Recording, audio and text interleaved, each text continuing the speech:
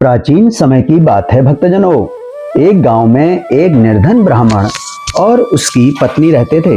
वे दोनों अत्यंत धार्मिक प्रवृत्ति के थे, लेकिन उनकी कोई संतान नहीं थी। संतान सुख से वंचित रहने के कारण वे दोनों बहुत ही दुखी रहते थे भक्तजनों।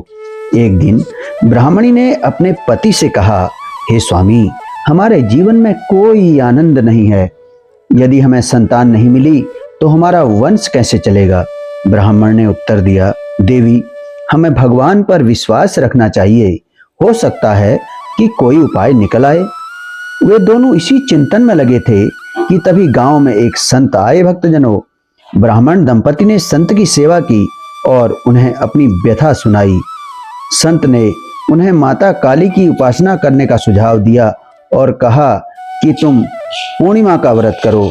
हर पूर्णिमा को दीप जलाओ और श्रद्धा से माता की पूजा करो। निश्चित ही माता काली तुम्हारी मनोकामना पूर्ण करेंगी। भक्तजनों, तब ब्राह्मण दंपति ने संत की बात मानी और पूर्णिमा यानी कि माघी पूर्णिमा व्रत का संकल्प लिया। उन्होंने यहाँ तक कि 32 पूर्णिमाओं तथा श्रद्धा से व्रत किया।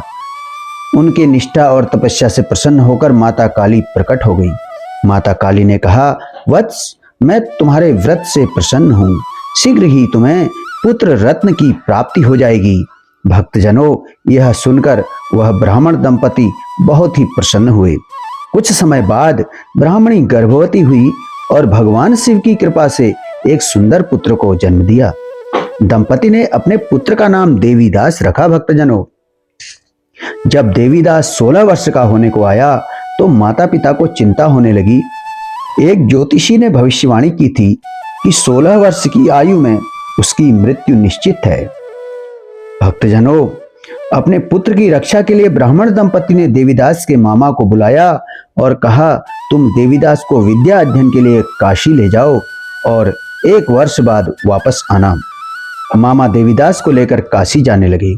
रास्ते में वे एक गांव से गुजरे जहां एक कन्या का विवाह हो रहा था। भक्तजनों, लेकिन विवाह से ठीक पहले उसका वर अंधा हो गया।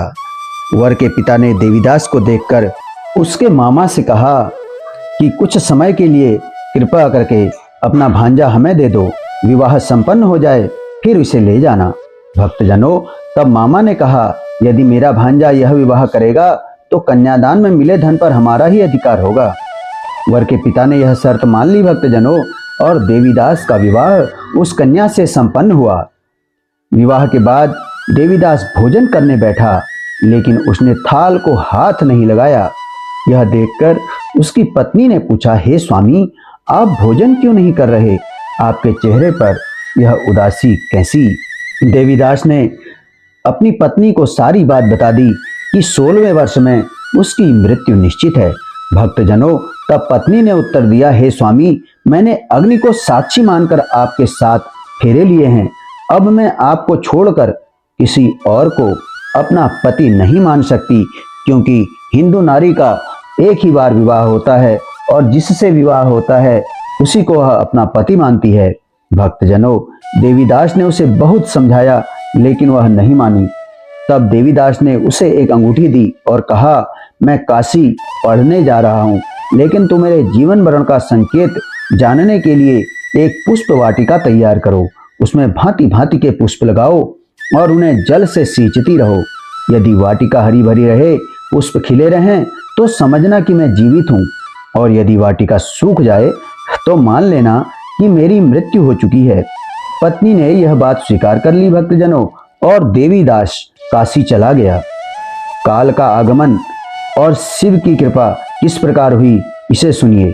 जब देवीदास 16 वर्ष का हुआ तो उसके प्राण लेने के लिए काल देवता स्वयं आए, और वह नाग के रूप में आए, लेकिन माता पिता द्वारा किए गए पूर्णिमा के व्रत के प्रभाव के कारण वह नाग देवता के रूप में काल उसे तुरंत नहीं ले जा सके।